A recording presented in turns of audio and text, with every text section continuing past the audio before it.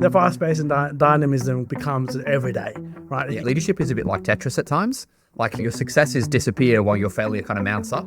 Sometimes you need to create your own momentum. Yeah. And I think creating your own momentum is a hard thing to do, easy thing to say. Why should I be loyal to a company that's not loyal to me? You don't want to spend as much time on the icing as you do on the cake. But if I'm coming in and I think the roses don't smell at all, I think everything's perfect, probably something's wrong. Yeah. Might refresh that or renew that love for dealing with.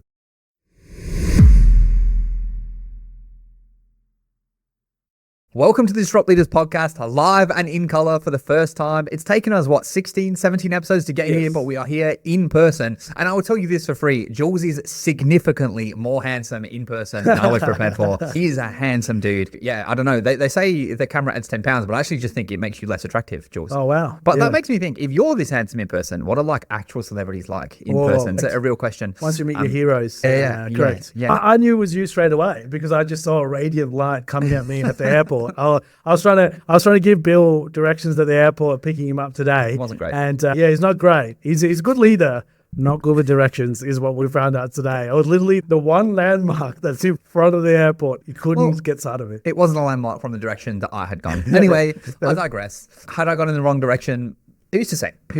But that's not what we're here to talk about today. We're also not here to talk about how handsome Jules is, which is very handsome. But what we're here to talk about today is actually something a bit more serious, funnily enough. It is how to stay motivated as a leader, because it is a challenge. Like when you first start out, you're new at the role. There's so many exciting things. You've got new people, new energy, things like that. But eventually there's going to come a point where it kind of becomes the same, becomes the wallpaper, Jules. Yes, correct. 100%. We've talked about it before, how things can get a little bit mundane. Now, for new leaders out there, fresh, starting out, and everything feels overwhelming, you're probably thinking, Bill and Jules, what the hell are you on about? Trust me, there'll come a time when if you put in the processes that we've spoken about before into place, eventually it just becomes a bit of a clockwork situation. Yeah. No matter how much the position description said this is a fast-paced, dynamic environment, eventually the fast-paced and dynamism becomes every day. Right. Yeah. So you want to find ways to, I guess, not overcome that, but at least be okay with it and manage that on your day-to-day life. And that's something we were talking about today. Even driving here, we were talking about each other's roles and what we think about it, our next step should be and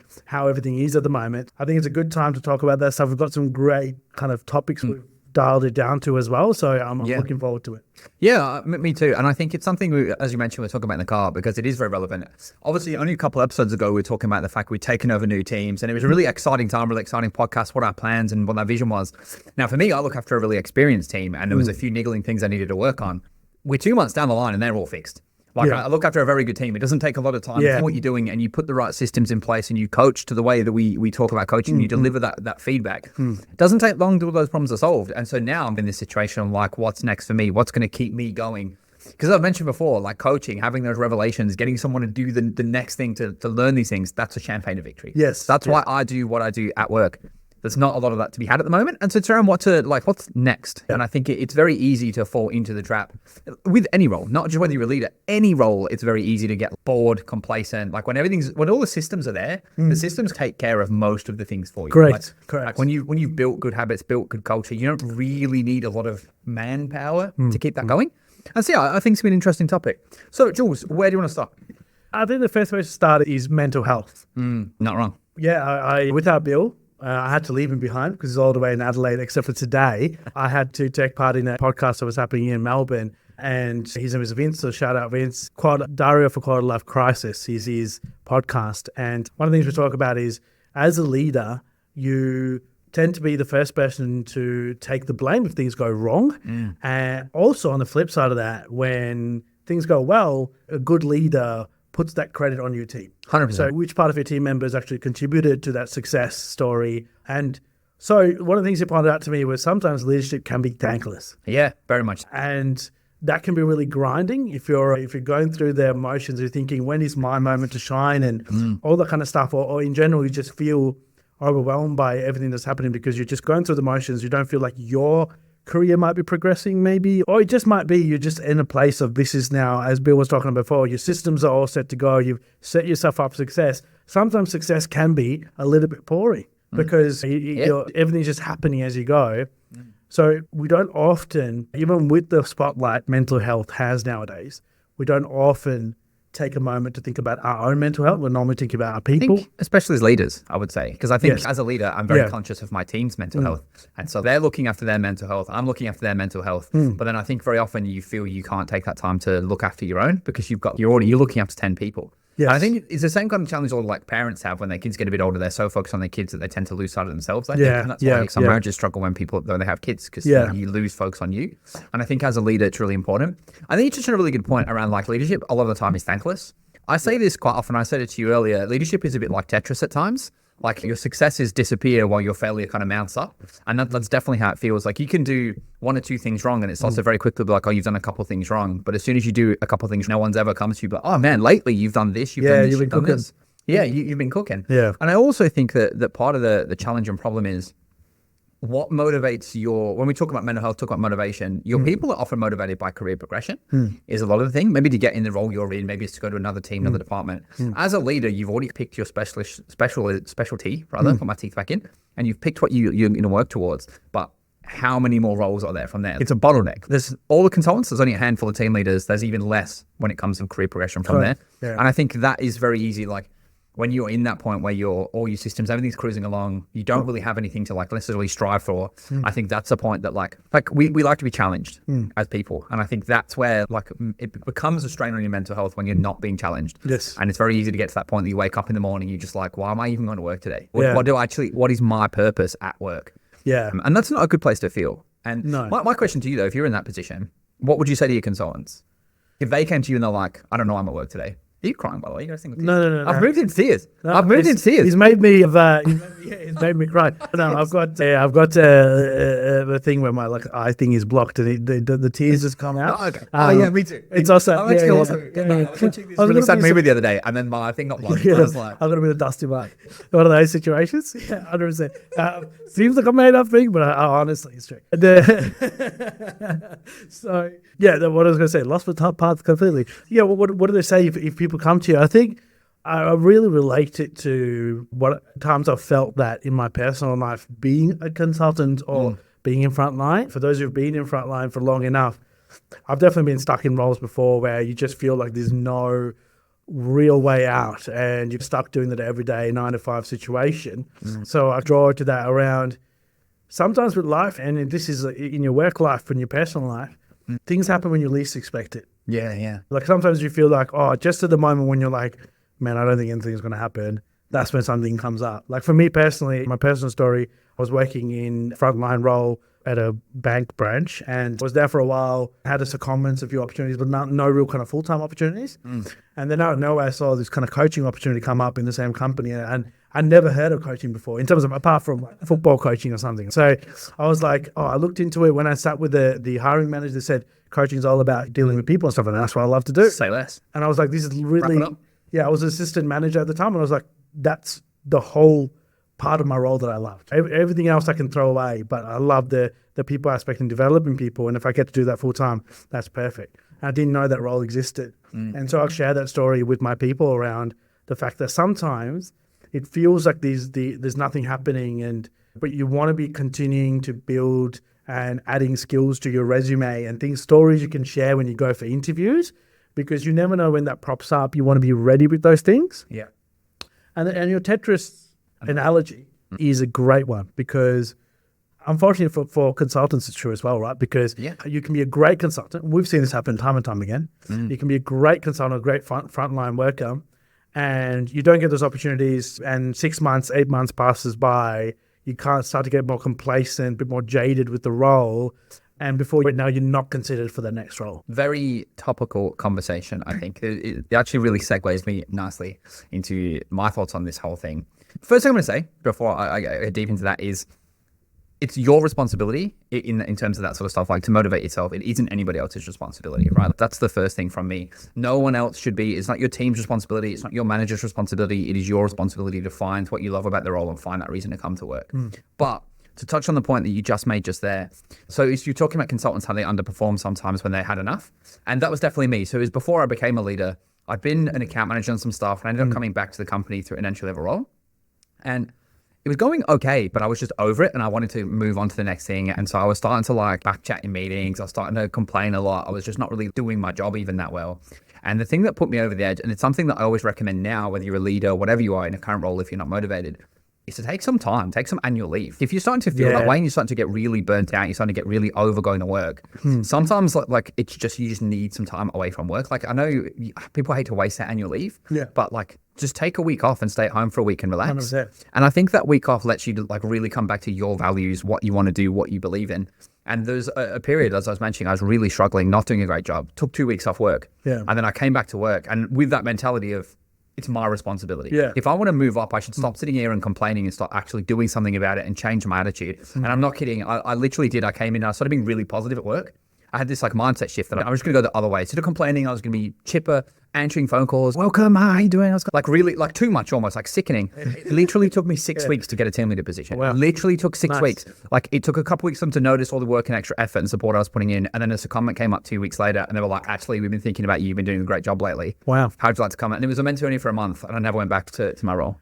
It's a testament to momentum. And I think it's happened to all of us sometimes. And sometimes I feel like, it's really weird. It's the thought process I go through sometimes. Like sometimes when I'm like really hitting the ground running and I'm like smashing away at things and I'm doing these things that are getting my brand out there, that's the time I wish another role will come up because I'm ready for it. Like, I would slot into this so quickly. I would smash the interview. But unfortunately, life doesn't work that way. Yeah, correct. And so sometimes you need to create your own momentum. And I think creating your own momentum is a hard thing to do, easy thing to say. I think taking leave's a good one. I think also like what we're doing, like we've started a hobby around the podcast and stuff like that can reinvigorate you. So do something that might still add value to your kind of purpose and your values, but might get you a little bit of a departure from what you're normally doing enough so that it decompresses you a little bit. Yeah, I think you're absolutely right. And I think you just need to like, whatever that momentum is, it doesn't have to be at work and it doesn't have to be something that you've been asked to do. Like you can start your own momentum. I think that's a key piece of the puzzle, to be honest, is just finding something to give you drive. And again, I think the first starting point, if you're completely lost, no idea, is just take some time, take some leave and ultimately during that time off, think about your values. And you mentioned obviously we started doing this because like we're really passionate about coaching and leadership development. That's our values. This is something that we care about enough that we started a podcast over it, right? Correct, and put a lot of hours on. Like Jules, you put a lot of hours in on this stuff because it's our values. And I think that's what you need to do is go back to like, why do you come to work? Like, why do you get up? Why are you a leader right now? Sure, money, right? We've all got bills to pay, but I can get money from anywhere. There's 100 jobs I could get if I wanted. If money was the only thing that was driving me, there's plenty of stuff. I could go and work in the mines for more money than I'm on right now. Right? But I don't. I do this and I do this because I love it. Why do I love it? And I think when you can get to the bottom of what your purpose is, why you do what you do and why you enjoy it, that's a really good foundation for, okay, this is what I love. What can I do around that thing? Yeah, correct. I think so many journeys, if you set yourself for success at the start, but also give yourself a sense of a reality check at the very start of your leadership journey. I think it's really important that when you start your leadership journey, that you sit down and go, what do I want to get out of my day-to-day? What do I want my job to look like? And then what do I do when things aren't working out? And all that kind of stuff.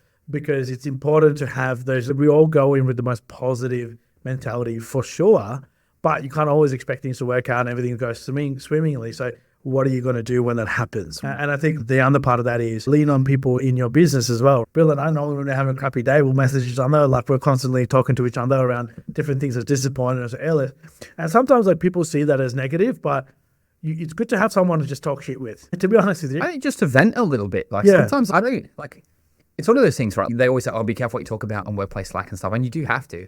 But I feel like a lot of those things, like everybody does it. Everybody vents. Like I shouldn't be happy about everything at work. Like, if I'm coming in and I think the roses don't smell at all, I think everything's perfect, probably something's wrong. Like, I'm not actually going to be passing on constructive criticism. I'm not going to be passing on things through the right channel. And I think that's the other thing. Having a bit of a whinge to you, I have that same conversation with my boss. But once I've got the emotion out of it, I can now actually put my thought, okay, what am I actually want from this? And then I go to my boss, but the conversation I have with my boss is much more structured and it's the correct conversation. But I think if we didn't have that vent, would I get the outcome I wanted to, right? Yeah, and then would you be able to construct your conversation in a way that will actually get meaningful change? Correct. Having someone to rely on in the workplace that you can just have a chat to, go, this is what's happening, I'm feeling this and feeling that. And they can just shift your perspective a little bit. And I think get someone who can maybe challenge you a little bit as well. Go, not just go, yeah, that's fantastic, go tell your boss that, right? Because sometimes what you want to say, probably not what you should say. Correct. So I think it's good to have someone that kind of shift your belief a little bit. I think you were talking about your mate before when we were driving and saying that sometimes you tell him something that annoys you and he'll shift your perspective, and that's great. Yeah, it's like it's actually really annoying, and I hate that he does it, but it genuinely makes me a better person. It makes me think about things a lot. Yeah. And I think you do need that.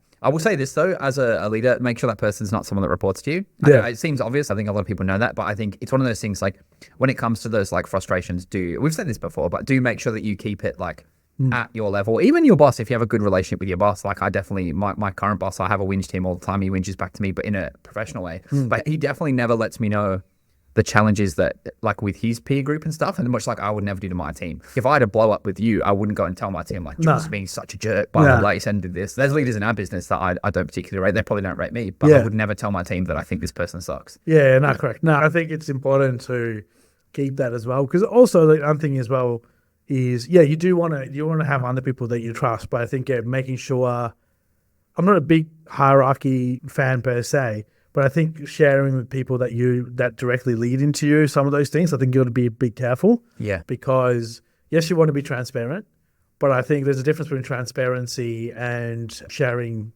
agendas. Or I think the other thing with that is you got to think, even when you talk in relationships, how often does your friends talk about the nice things their girlfriends or boyfriends do for them? No. Very rarely. But they always talk to you about the bad stuff, right? Yeah. And it very quickly starts to warp your perception of those people. Correct. Maybe they're not great.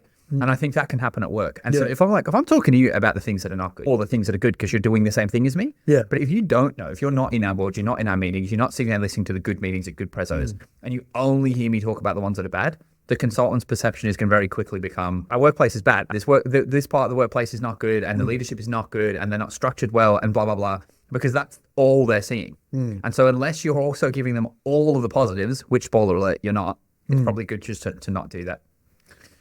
Yeah, correct. Yeah. So, I think be careful. I think going back to, I guess, how to stay motivated as a leader as well, get involved in stuff in your work, but maybe not directly within your role. I'm not saying go do a whole bunch of work and extra work. Again, that might get you into deeper trouble. But I'm saying like something like, for instance, I get involved in like the social committee stuff, and Bill used to do it as well. Bill gets involved in some of the kind of initiatives that they run in the company. But beyond that as well, just get involved in stuff that is not a leadership thing or particularly to do with your department or anything like that, but something that's a bit more fun and just light, and then it might bring new perspectives around the people around you. Because sometimes when you're dealing with people on a more professional thing, like a project or something, they act in a certain way. Yeah, for sure. And then when you deal with them having after-work drinks or as human beings, after-work drinks or something like that, it changes your perception of them completely, and that might get you out of a rut if you're feeling like an outsider within your workplace, or you're feeling like you're not motivated or no one's kind of sharing your ideas.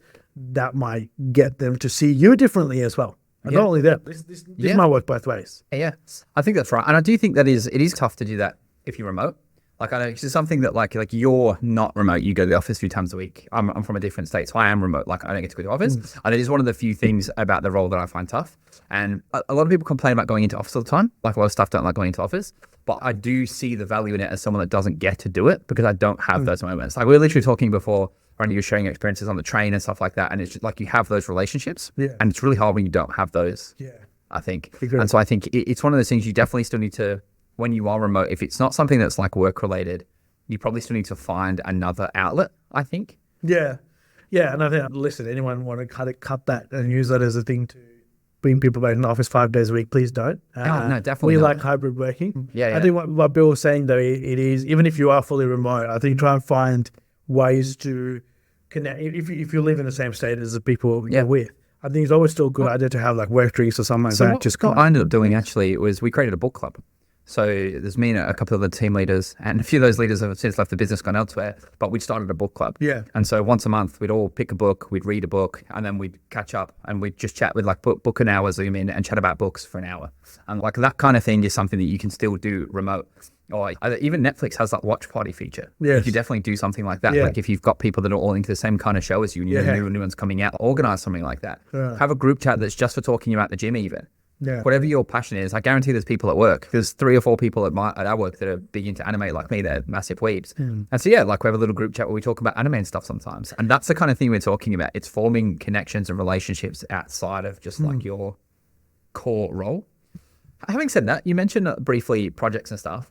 I do think if motivation at work is something you are struggling with, if you're in a position, say like I am, where your team's going really well, everything's really good, and I could just not turn up and no one even notice because they're all fantastic. That's obviously don't, but you get the idea. I do think it's sometimes good to think about what do you want next for your career. If you want to move on and you want the opportunity, what projects and stuff can you get yourself into? And I don't think there's this whole culture these days around, we shouldn't be doing more work beyond our role. I'm like, maybe not. But if you're bored in your role and you want extra stuff to do and you want something that's interesting, why not put yourself out there?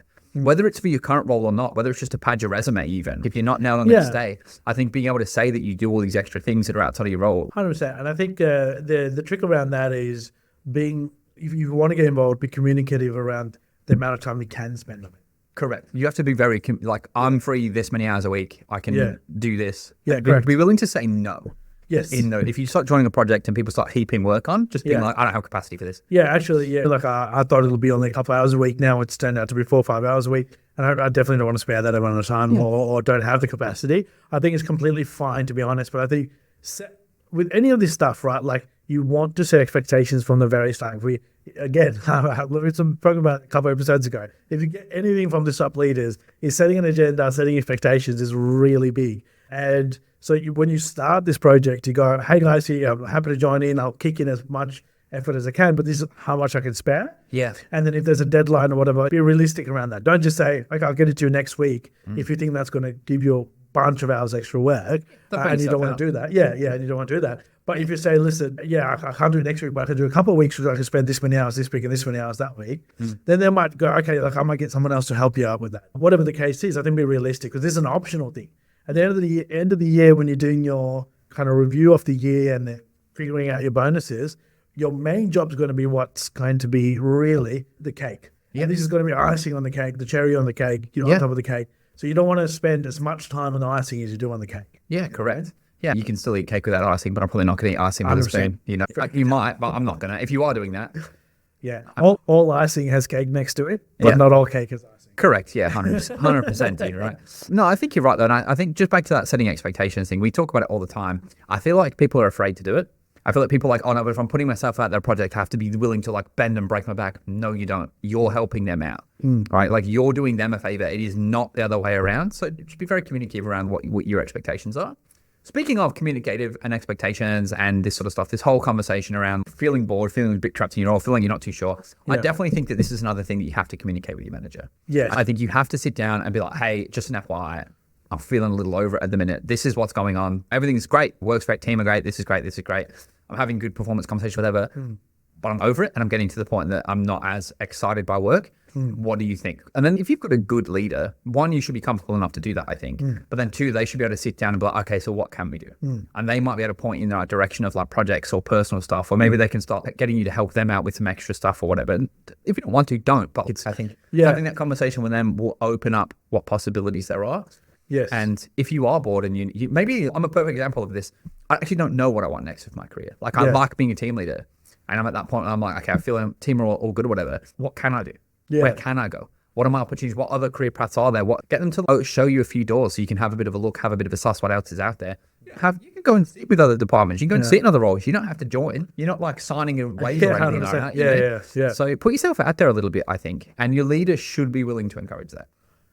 Yeah, on that point that you mentioned, it just came to my head now. And I think it's, if you have opportunities to do secondments and stuff, not a bad idea. If you want to dip your toe, that might be an operational. Like maybe you've been in a people-centric role and you love dealing with people, but maybe if you're feeling burnt out and you're not motivated anymore in terms of leadership role, maybe stepping back into an operational role for a couple of months and then coming back to it might bring you a different perspective. Yeah, it might refresh that or renew that love for dealing with people. Yeah. So I think that's not a bad idea around shadowing or taking on secondments, that kind of stuff as well. Or you might think, well, this is exactly what I want to do. And you might go, people change, right? Over time. Another story I've got is I remember I used to work in sales. Part of that sales job sometimes every couple of weeks you've got to go do your banking and stuff like that. And I remember walking into banks and being like, man, I would hate to work here. I was like, it looks so boring. Everyone looks just a little bit tired or whatever the case is. But funny enough, I end up in the banking industry. But people change and your perspective changes. Yeah. And so you might have got into leadership a year or two ago or further for a lot of people leadership for decades. And you've just done it because that's what you're comfortable with. And that's just what pays the bills now. But just start to think about, okay, like maybe I step away from leadership. Maybe I want to do something that's a more operational process related role and get that in my resume under my belt. And I got that perspective as well. And maybe I'll come back to leadership and it renews my ability to be a good leader. I think you can combine a couple of things you mentioned as well, like the idea of going as a comment. But if you think about your values and think about the role that you're in as a leader, what do you like about being a leader? Because there's like many facets to being a team leader. Some of it's being a coach. And for example, like Jules and I love coaching, but there are plenty of leaders probably listening to this that don't love coaching. The coaching's their least favorite thing about the role. Yeah. And I think if what you really enjoy about the role and what you don't enjoy about the role, okay, what roles do more of the things that I enjoy? Like, for example, you were a performance coach for a while. Like you would have done only coaching, none of the other guff team leader parts. Maybe there's an opportunity like that. Maybe it would be going and working in L&D and rewriting training policies and programs and things like that. And so I think those two things are not necessarily mutually exclusive. You don't have to lose the things that you love whilst going to look for another role. You can definitely just pick another role that does the bits you like, but maybe has something else to it or about it. You know? Yeah, it's actually the feedback I give most of what you were talking about before around your consultants coming to you and being like, I'm in a rut, what do I do? Or I don't know what to do next. You've been thinking recently as well. But it is about, I ask them to really visualize, sit down and visualize. You're sitting at a desk, you're doing some work. What are you doing? Yeah. You know what I mean? What do you want to be doing more of? Smart ass answers, nothing. I wish I won Task Lotto. Start investing in crypto or something. That's again, correct. Bitcoins are hammering at the moment. But you might, if you really think about it, if you had to do a job, what is it that you want to be doing on a daily basis? You know what I mean? You're sitting down day in, day out, what would be okay doing? And that gives you an indication of where you want to start looking. Yeah. If you're thinking, I like to be present, doing presentations, I really like public speaking, whatever, you might want to be a trainer, facilitator for training, facilitation, that kind of stuff. Or whatever the case, you might say, I really love working on nitty gritty kind of process related things. And I love looking at kind of data and analyzing it. There's plenty of roles that kind of fit that mold. Yeah. And you can pursue those pathways. And the other thing as well, and like a lot of companies might not want to hear this, but I think don't only look within your company. Yeah, I think these days, I think that's probably pretty widely accepted. I think I know companies don't like it, and I think that you always get those old CEO heads that are already now earning heaps of money and bought their house in the 80s and life's really cruisy and easy for them. They'll be like, oh no, you should be loyal. People aren't loyal anymore. Why should I be loyal to a company that's not loyal to me? The fact of the matter is, if you're not changing jobs every 3 to 5 years, you are earning less money than you could. Like I moved to the company now for a pay rise. I shouldn't have had, like if the other company were paying me the going rate, it wouldn't have been a pay rise. I think, and that was a couple of years ago now. And it's the same everywhere you go. Yeah, 100%. Like even when you get internally promoted, you will get a lower pay than if someone they'd hired came from outside. Yes, 100%. It happens all the time. I think like recruitment people that we follow from Disrupt Leaders on Instagram and TikTok and stuff, they say it all the time. And it creates a lot of controversy within company. Like when you find out, oh mate, like this person's doing the same job as me, but they're getting paid more because they're an external hire. It's the way of the world. Unfortunately, it's silly if you really think about it, because you've got someone that knows your company inside and out with so much detail. It actually makes no sense. It actually makes literally no sense. I was hired external into our role. I'd never worked in a bank before, and I'm probably getting paid more due to my external hire at the time than people who'd been promoted up. And they nailed on knew more than me. Hit the ground running quicker. And it was the same when I was at my previous company as well. Like obviously the people that had been hired external in the same role getting paid more than me, significally more than me. Yeah. And I'm sitting there, but I'm like, I know more. Like my performance is better. Yeah. And I think that's the thing where that loyalty piece comes in. Like why should I be loyal to a company that's not loyal to me? I've got all the experience, all the knowledge, and I'm not being supported.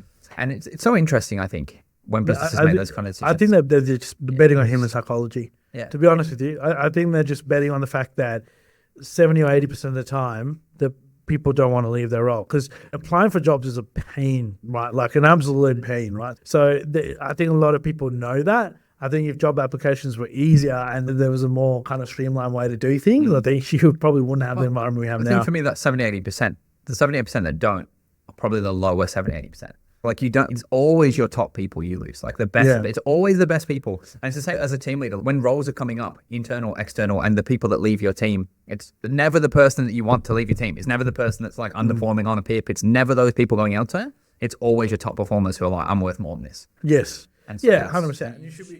You should be thinking those thoughts sort of thing at the end of the day. And then that might keep you motivated. I think going to having a change of scenery, would that be a secondment or going into a new role, is definitely quite motivating, and you feel probably there's new challenges, and you can probably bring some insights from a previous role that they probably didn't have, and you can kind of change a few things.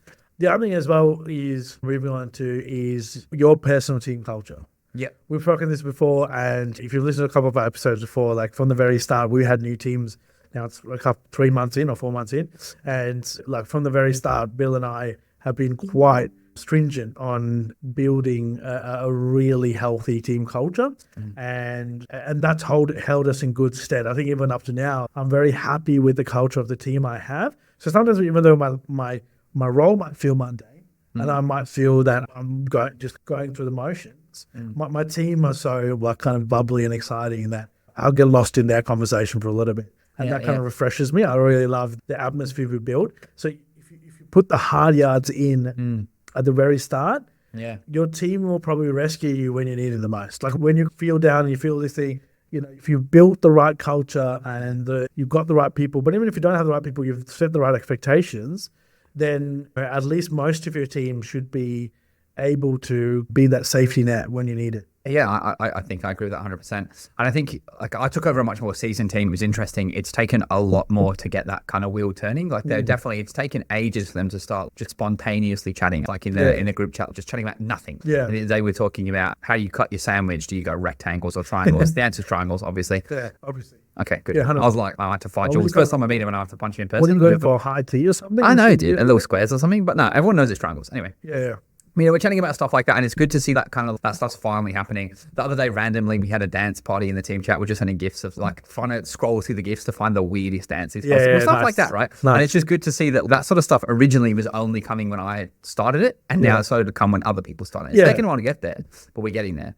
And I also think the other part to that is not just the team amongst themselves. It's in your one-on-ones, it's in your coaching sessions. It can be very easy sometimes.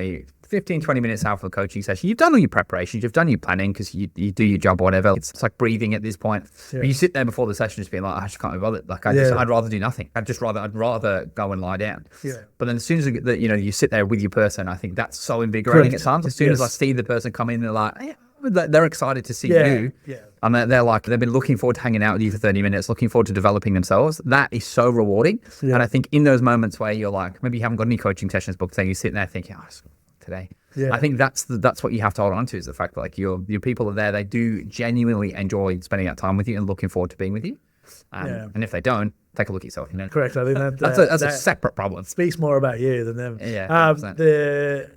I think correct. I think one of the things you want to really do is sounds really new agey and whatever, hippie-ish, but project out what you want to have. Don't sit there and be like, my team doesn't engage. If you do not engaging, you do know something like Christmas coming up. Last week I actually stole one of Bill's team members as well. Yeah. In the office we did Bad Santa, right? It wasn't something that was like brought up by anybody else. It's just something I suggested. Team ran with it. I got them to actually organize everything and do everything like that. They got so wrapped up and everyone was excited and coming into it. And we had a great time. It was really fun. And those are like little things you can do to kind of make sure that everyone gets along as a cohesiveness. But also, you could just change that pace a little bit. We've been having meeting after meeting around different changes in the business. When you're having a meeting where we just nothing but just shot the breeze and had fun and just poked fun and like stealing people's presents and all that kind of stuff. Like it was just really good. And it was really refreshing for the day. And I felt that day everyone was a little bit more energetic. It's very reinvigorating, right? Yeah, correct. Yeah. So one thing I do miss about my previous workplace, we used to have a team meeting once a month that would go for an hour. And multiple times what we used to do was do that as like a team lunch. Yeah. So we'd have all the stuff we had to go through the meeting, but we'd all chip in for KFC or something. And then the manager would go and he would get a bunch of KFC. Yeah. And then we'd be in the meeting off the phones for an hour, but we'd all be like eating lunch. And it's one of those things like the vibes are immaculate when you go there. You roll in the morning, everyone's buzzing. I can eat KFC whenever I want, but it's not the same. Everyone's hyped for this like this lunch together, they get to connect and share that fun and have that time. Yeah. And it does, like the whole day feels so much fun. And then even after the meeting, everyone's buzzing, I think. Yeah. And I literally just did it's like a normal work meeting with KFC involved. It's not actually, like, you don't have to do that much. Yeah. But it's doing something that's not normal. It's doing something that's not work related. And it's something that like, it's about connecting as human beings, I think. It's just important to make sure that you're connecting with your staff and your team as people. And maybe not even just, it doesn't necessarily have to be your team. It could be your peers, right? Like you can literally, like Jules and I are connecting now outside of work, right? You can do that kind of stuff with your peers. And I think it's interesting to me over like this whole COVID time, like there's like a big push. Everyone's gone remote work from home, and it's become like a very like anti-work culture. And I get it and I understand, like companies are gouging people for wages and stuff like that. But I think some of it is so overly negative. Like I don't think there's anything wrong with connecting with your staff. I think we've spoken about this before. There's a bunch of videos about how you can't trust any of your coworkers. Don't talk to any of your coworkers about anything because they're all snakes in the grass. And like to a certain extent, sure, don't be like telling them I did this super naughty thing at work. It'll definitely get me fired. If you've never spoken to them before, sure. But I just don't think there's any harm in just like forming a connection with people outside of work. You don't have to talk about work stuff. Just go for a drink with your colleagues. There's nothing wrong with that. Go hang out with people. They're all human beings. And maybe I wouldn't say I have stuff in common with all of our colleagues and peers, right? Yeah. But there are definitely some. Again, I did a book club. You're doing a bunch of stuff as well in the social committee. There's nothing wrong with that. And it's good to be able to come to work and look at your colleagues and be like, that's a friend. It's one of those things. I'm around people that I like being around. It's strange how motivating that is alone. Yeah, 100%. I think I see a lot of leaders and they try to keep, we were talking about before around be careful what you share from internal stuff, but it doesn't mean you don't be friends with the people that you lead. Facts. I think that's, that don't get those two things mixed up, because a lot of people go, oh, I can't be friends or share like my personality with people. I think if you're doing that again, I think you're taking a big misstep. I think I rather my leaders share their personality with me, and I can pick what they're feeling and they're doing in their personal life, because then I know also how to be around them. The leaders that I've hated are the ones that I cannot understand where they're coming from, what their motivations are, what would they think if I say this certain thing. Those become really daunting, and you don't probably want to really trust those people. Yes. But I think if you're the person that's, it's okay. I'm a classic oversharer anyway. I'm not saying to share everything about your life, but I think it's good to show that you have a sense of humor, or you've got some things outside of work that keep you going. And it's good to share those with those people, and vice versa, they'll share with you. Yeah. And I don't want a manager that's like a corporate robot version. Be a human being at the end of the day. There's nothing worse than when you have a leader that basically speaks in corporate all the time. Yeah. And like you ask them a question and they'll give you a response that sounds like it was written by HR. And it's just like, how about just be a human? Yeah. And I've definitely said that to leaders in the past. And I'm like, can you say that again, but in person? Yeah, correct. Say it like a human this time. Yeah. Don't get an AI to write it for you, whatever. But no, it's one of those things. I think it's really underrated. Yeah. But I think that's the main points. Anything else you want to add, Jules? No, I think we've covered it in terms of this particular one. But I think for those of you where I think we don't normally, like, we haven't spoken too much about the mental health aspect in terms of leadership. So I think for those of you who are really struggling or having issues, there's definitely resources out there. I think in most companies, HR or Employee Assistance Program, I find it's an interesting one, right? Because I haven't used it personally, but I've had a bunch of consultants that have, and they've all said how good it is. Yeah. Every person I've ever referred there, and it's not a couple, like I'm talking, I've probably sent 7 or 8 people their way. Yeah. Every single person has told me how incredible the session was, how much they got out of it. And so sometimes, I don't know about you, if I have someone who is struggling, I'm always like, oh, you should have a chat to EAP, like blah, blah, blah. I always feel like they're like, oh, just corporate, like he's just, but I'm actually like genuinely, it's such a good resource. If your company has one, use it. Because if you are really struggling, it genuinely, like it does so much good stuff for people. Yeah. So I think it's definitely something to consider.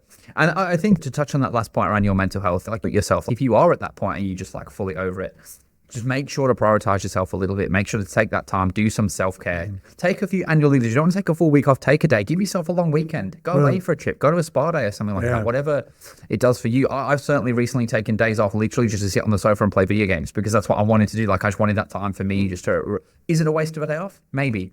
But if you need it, it's not wasted, I would say. Yeah, and even if it's by yourself, I think even if you have to take a midweek day off and just see the world, what it looks like on a work day, you can, again, change perspectives, and you just see people going about their day, but you're having a bit of chill day. It might help you recoup and reinvigorate. Yeah, that's exactly it. Look, I think that's about all we've got time for today. I hope you enjoyed this session. If there's anything you agree with, disagree with, please do drop us a comment and let us know. Beyond that, if you could like, follow, subscribe, all those things, it helps the channel out immensely. I hope you have a great day.